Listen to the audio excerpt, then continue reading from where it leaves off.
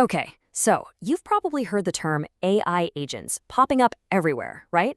It's one of the hottest topics in AI right now. But let's be honest, it can also sound super technical and kind of confusing.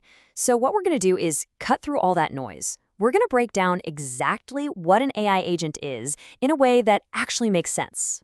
So let's just get right to it. Is this whole AI agent thing just a bunch of hype, or are we seriously talking about your next hire? To really wrap your head around this, you kind of have to shift how you think about it. See, an AI agent isn't just another app on your phone. Nope. It's a totally new kind of collaborator. And to really get that, the first thing we need to do is draw a line in the sand between an agent and the automations we already know and use every single day. This is where most people get tripped up, but I promise the difference is actually super simple once you see it. Okay, think about a simple automation.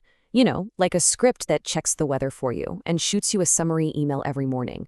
It works, right? It's reliable, but it's also, well, it's dumb. It's rigid. If the script sees it's going to be sunny, it tells you it's sunny. It doesn't care that the air quality is awful and you probably shouldn't go outside. It just follows its programming. Step A, step B, step C. No thinking involved. And that right there is the fundamental difference. An automation just follows the rules you give it.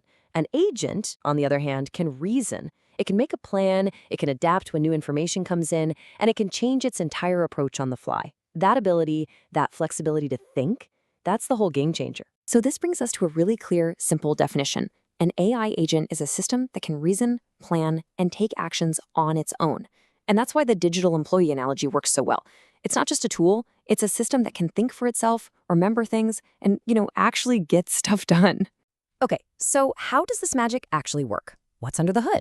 Well, it turns out that pretty much every single AI agent, from the most basic ones to the super complex ones, is built on the same three core parts. It's kind of like their secret formula: a brain, a memory, and a set of tools. And these three pieces work together perfectly. First, you've got the brain. That's the engine, right? It does all the heavy lifting, all the thinking. Then you have the memory, which is crucial for keeping track of what's going on. And finally, you have the tools. Think of these as the agent's hands, how it actually interacts with the world and does things. Let's start with the brain. This is the core of the whole operation. It's a large language model, or LLM.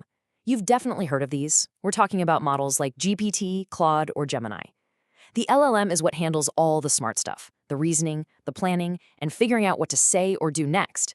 All right, next up is memory. And this is so important. Memory is what gives the agent context. It lets it remember what you just talked about, or what it did in a previous step. It can even pull info from documents you give it. Without memory, it would be like having a conversation with someone who forgets everything you said 2 seconds ago. It's what makes the agent's decisions smart and coherent. And finally, we have the tools. Now, if the brain is for thinking, the tools are for doing. They're the agent's hands and feet in the digital world. Tools are how an agent actually gets things done, like searching the web, sending an email for you, adding an event to your calendar, or connecting to the apps you use all the time, like Gmail, Slack, and Google Sheets. Okay, so that's the theory, right? Brain, memory, tools. Got it. But what does this actually look like in the real world? Let's make this tangible. We're going to walk through building a simple but super powerful digital assistant right now. So let's say we create something called a trail run bot. Super simple goal. It's a personal assistant that helps you figure out the best time and place to go for a run.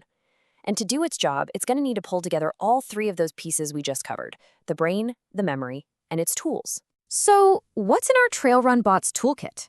Well, first, it's got to check your Google Calendar to see when you're even free. Then it needs to check the weather. Let's say it uses Open Weather Mop for that. It'll need to look at your list of favorite trails, which you've got in a Google Sheet. Oh, and it should probably check the air quality from a site like airnow.gov. And once it figures all that out, it needs a way to tell you. So it uses Gmail to send you the final recommendation. Okay, you might be thinking, how does it connect to all those different services? Well, it uses something called an API. And I know that sounds super technical, but stick with me, the idea is really simple. The best way to think of an API is like a vending machine for software. You walk up, you make a very specific request, you press button B4, and you get a very specific response: a bag of chips. The agent doesn't need to know how the machine works on the inside. It just knows which button to press to get what it needs. And here's what's so cool and so powerful about this. Agents aren't just limited to fancy pre-built integrations. Let's say there's no official airnow.gov tool. No problem. The agent can use a basic web command, something called an HTTP request, to just go grab the data directly from the website. This flexibility is huge. It means an agent can connect to pretty much any service on the internet that makes its data public. So we've just seen how one single agent can be pretty powerful, right? But believe me, this is just the beginning. Let's zoom out for a second and look at the bigger picture, because this is where things get really wild. See, you don't have to stop at one agent. You can build entire teams of agents that work together. They're called multi-agent systems, and it works exactly like you'd imagine a human team would work. You can have a manager agent whose only job is to delegate tasks to more specialized agents. Maybe you have a research agent, a sales outreach agent, and a customer support agent, all reporting to the manager. It's like building a digital company. But with all this power comes some pretty big risks we need to talk about. An agent is designed to be helpful, to follow instructions. So what happens if a malicious user sends this message to your customer service agent? Yeah, this is a real thing. It's called a prompt injection attack. And without the proper safeguards in place, the agent might just do it. This is why building in guardrails, basically a set of very clear rules and limitations, is absolutely critical. You have to prevent these agents from making really, really costly mistakes. So after all this, why should this matter to you? Well, using just the basic ideas we've covered today, brain, memory, tools, you could go and build some incredibly useful stuff right now. I'm talking about an AI assistant that can summarize your inbox every morning, or a social media manager that writes and schedules your posts, or a research assistant that's constantly fetching real-time data for you. This isn't science fiction anymore. This is stuff you can build today.